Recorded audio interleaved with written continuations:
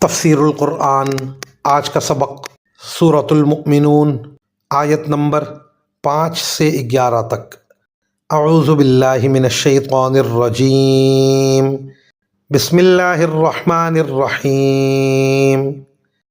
والذین هم لفروجهم حافظون الا علی ازواجهم او ما ملکت ایمانهم فإنهم غیر ملومین فمن ابتغى وراء ذلك فأولئک هم العادون والذین هم لأماناتهم وعهدهم راعون والذین هم على صلواتهم يحافظون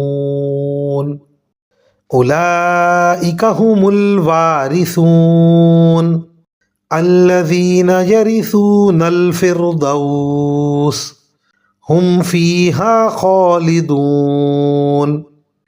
ترجمہ: اور جو اپنی شرمگاہوں کی اور سب سے حفاظت کرتے ہیں سوائے اپنی بیویوں اور ان کنیزوں کے جو ان کی ملکیت میں آ چکی ہوں، کیونکہ ایسے لوگ قابل ملامت نہیں ہیں۔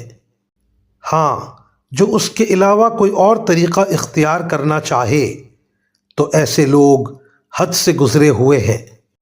اور وہ جو اپنی امانتوں اور اپنے عہد کا پاس رکھنے والے ہیں اور جو اپنی نمازوں کی پوری نگرانی رکھتے ہیں، یہ ہیں وہ وارث جنہیں جنت الفردوس کی میراث ملے گی، یہ اس میں ہمیشہ ہمیشہ رہیں گے۔